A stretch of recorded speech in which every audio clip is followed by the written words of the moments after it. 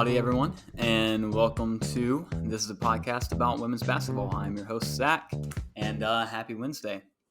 So, before we get started, make sure that you like, comment, and subscribe as long as you would like to. Secondly, don't be too alarmed. The beard is gone. Just had a little shaving mishap where I used the wrong guard. So, meant to trim it, and that didn't happen. But we're here now. Let's do this. Alrighty. Before we get into any WNBA news today, I do want to make this little note real quick. Earlier this week, I was watching a little bit of Gamecock Talk with Captain Will. If you don't know who that is, he's on YouTube. You should go head over to his channel, check him out. If you, of course, want to know anything about South Carolina women's basketball team and their greatness. But he does a good job of keeping eyes on targets for the Gamecocks. And one that I wanted to point out is Joyce Edwards. It's a name that everybody should keep an eye on. She's a senior this fall. She just competed at the FIBA U19 Olympics and averaged 12.6 points per game while she was there. In her junior year at Camden High School in South Carolina, right in the Gamecocks' backyard, she averaged 28.5 points and 13.6 rebounds per game.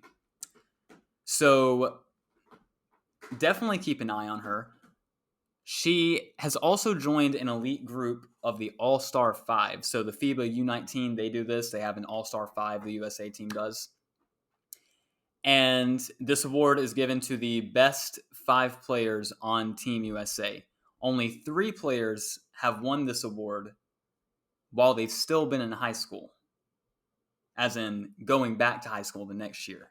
Brianna Stewart, Paige Beckers, Joyce Edwards. Keep an eye on Joyce Edwards. Hopefully, you will be hearing her name called at Colonial Life Arena in the 2024 season. You know, just scoring countless baskets, doing whatever she wants to help us win a championship. But yeah, Joyce Edwards, keep an eye on her. All right, let's move on to the WNBA. Got 2 games to talk about. 2 of them from yesterday, actually. Number 1, obviously I have to talk about the Fever. We got another win. Thank God it happened. My boy Freddie looking out for us. Earlier in the season, the Mercury took both the games that we played against them. But in this one, the Fever pulled out 72-71. So a close game pretty much throughout. I think the biggest separation I want to say was maybe 10 points or maybe a little over 10 points by either team. So it was never too out of hand for either team, but a good game.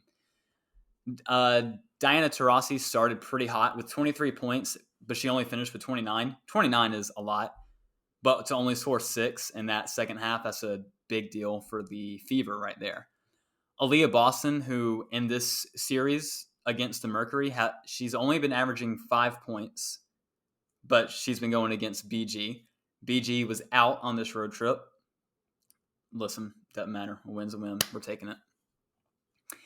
And she finished with 6 points, so still low, but had 11 rebounds, 4 assists, 2 blocks, both of which were just stunning. The second one, where she stared down, I can't remember who she blocked. I'm not sure who she blocked, but she stared her down afterwards and sent chills down my spine. And then also 3 steals. So Leah Boston is filling up the stat sheet. Emma Cannon for the Fever last night had her career high. She had 23 points, 9 rebounds. She has been an important piece for the Fever this year. Very efficient. Just able to come in and knock down shots when she's needed. Hasn't got a whole lot of playing time, but now since Alyssa Smith has been out, which we'll talk about here in a second, she's been getting more minutes and more rotations, and also has been a centerpiece in a few of these games where we've been down by 20 and we've come back to not win, to almost win. But she's been a big piece in a lot of those games. So it's huge to have her on the team right now. Great night, getting 23 points, 9 boards, doing everything we needed her to last night. And it even translated into a win. So you love to see it. Victoria Saxton, finally, I know this is a name I have been dying to say. She is getting more and more minutes. The former Gamecock has only played in 9 games so far. Last night was her 9th. But she has shined. It's not showing on the stat sheet just because she hasn't got a lot of minutes. She hasn't got a lot of opportunities. But when she's in, the things she's doing, the way she's able to not run the offense, but run through the offense. She knows where her spots are. She knows how to open space up, how to clear the paint out if she needs to, because she can work that 3 or 4 position however she wants. So it's great to see her get some more minutes. I'm really excited. Hopefully, as the season keeps going, she'll get more and more. She scored her first points of the season against the Storm on Sunday, and it was a 3-pointer. So you love to see that. Alrighty, and then other than that, last news on the Fever. Alyssa Smith, still, we have no date for her return. She is on track from what we've heard and will be here before the season is over and probably soon. We just don't know when. We have no kind of timeline. She's been missing now for 7 games. Got hurt right before All-Star break. Yeah, we're missing her bad. It's pretty tough. You can see that teams are starting to figure it out. It wasn't that bad at the beginning because teams were still like, oh, we got to go against Leah Boston. Even without Alyssa Smith, that's scary and that's a big deal. But now that Alyssa hasn't been there for so long and teams have scouted and they've seen, okay, all they're doing is throwing the ball into Leah Boston and hoping she has a really good post move and can put it up. Or they're gonna pass it into Leah Boston. She's gonna move around a little bit and then pass it out. So teams know what we're doing. Whereas when you have Alyssa, you've got not only a scorer from every single level, but also somebody who can come in and get an offensive rebound when we need it, somebody who can dish the ball, get some assists whenever they're needed, not too many, but she can get them when they're needed, especially to her partner in crime, Leah Boston, in the paint. I'm dying to see these two play again together this year. They were really fun to watch at the beginning of the season before anybody got hurt. So I'm really, really excited for Alyssa to get back hopefully soon. The second game we're going to talk about today is the Lynx versus the Sun. This is the one I told everybody to make sure you tune in for on Monday so that we can come back here and see if they survive this road test without their best player and the third scoring leader in the league, Nafisa Collier. Sadly, they cannot do it. They fall to the Sun last night, 79-69. Kayla McBride had a good night. She had 15. Diamond Miller, the rookie, had 13. We're going to talk about her in a second here as well. Lindsay Allen shot 7 for 9 from field goal for 16 points.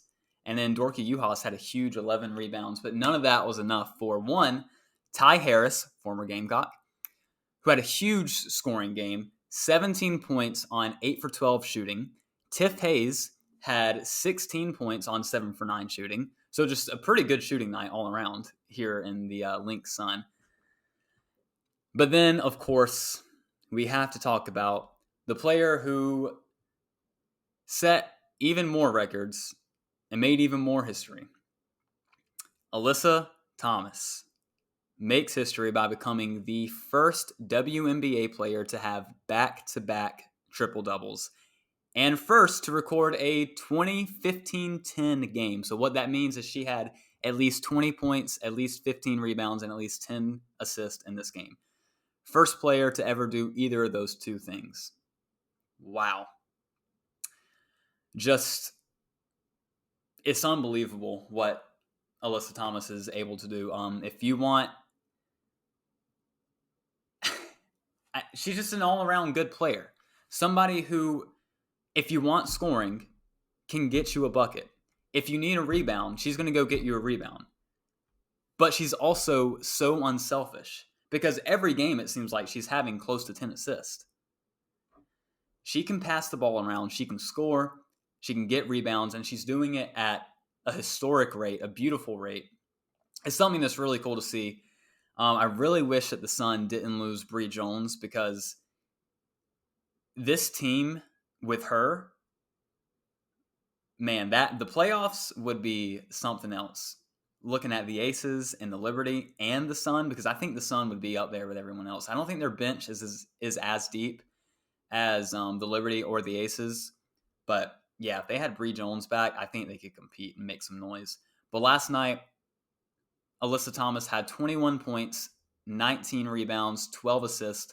7 of those rebounds came in the first quarter. So there's so much you can say about Alyssa Thomas. I don't even have the words for it because I'm just amazed. It's beautiful to see. I love where the women's game is going, and I hope it just continues. So today, the players and coach of the month of July were finally announced. So let's start with the rookie of the month. Aaliyah Boston had won it back-to-back. Now her reign is over. Diamond Miller wins rookie of the month for the month of July. This is her first of the season. And she did this in July by averaging 13.5 points per game, 4 rebounds per game. Absolutely awesome to have her back. She was out with injury. I know we've talked, or I've said that on another podcast before. Yeah, she's been out with injury for a little while. She came back, and the night she came back, played close to 30 minutes and also scored the lights out. And she's been playing very well since then, as you can see. 13.5 points, 4 rebounds per game. Her length and her athleticism, the way that she can shoot, but also post you up, it's fun to see. I'm excited to see her game grow and see her add more to her bag so that we can, some Diamond Miller highlights. She was a problem in college at Maryland. I know that I watched her a few times play IU and, of course, Iowa. And, yeah, she was fun to watch. I'm excited to see her in the league. Western Conference Player of the Month. You all know. A'ja Wilson, back-to-back for her. She has been absolutely dominating. Helped lead the Aces to a 9-1 record in July and averaged 22.7 points per game, 10.1 rebounds per game, and 2.7 blocks per game in the month of July. Absolutely dominance. And that's it from A'ja Wilson. She's just been dominant. There's nothing you can do against her. Man, that Aces team. All right. The Eastern Conference Player of the Month is Breanna Stewart. This is her second time this season. She led the Liberty to a 9-2 record for July, averaged 24.5 points per game, 8.5 rebounds per game, and 3.3 assists per game. So really doing a good job of scoring, which we all know she can do. She can get in there, get the rebounds, and she can also dish it. Obviously, 2 names there in A'ja Wilson, Breanna Stewart that you're not shocked in hearing when players of the month. They are always candidates, especially when they post numbers like this. And then our coach of the month is Tanisha Wright, coach of the month for the Atlanta Dream. She led them to a July record of 8-3, looking good for the Dream. They at one point were in 4th place, and I think they dropped back down. I think their offense is starting to get a little stagnant. Maybe not stagnant, but it's just looking like the offense is not performing like it had been at the beginning. For some reason, they benched Cheyenne Parker after All-Star break. Nobody is really sure why. Might be some sort of drama going on over there. Don't really know, but yeah. Weird month for the Dream, but Tanisha Wright wins coach of the month, so good for them. And then our last with the news today is last night with a win over the Dream, actually. The Aces clinch a playoff spot. They are 24-2 right now. So 26 games in, they've clinched their spot. I guess they would have clinched it a game earlier, 2 games earlier, had they not lost. But still, just complete dominance. New York is the second best team. They haven't clinched a spot yet, but they even are behind the Aces in losses at 20-6. So the Aces are just continuing to be dominant, to make history. looks like they're going to win a championship again. Our last segment for the day is the game to catch. So this week, it is going to be the Wings versus the Storm. This is tonight, Wednesday night, at 10:30 on CBS Sports Network. So make sure you tune into this tonight so we can come back Friday and talk about it. But just some points real quick before I let you go. One, the Wings are coming off a tough loss to the Aces. They got down pretty big, I think like 20.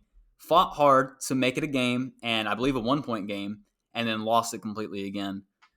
In the end, they do have Tierra McCowan, who has been on a tear. Last game, she had 25 points, and that's going against the defensive masterminds of Asia Wilson and Kia Stokes. So her on top of Arike Ogunbowale, who can score whenever she wants. Satu Sabli, who's been a double-double machine this year.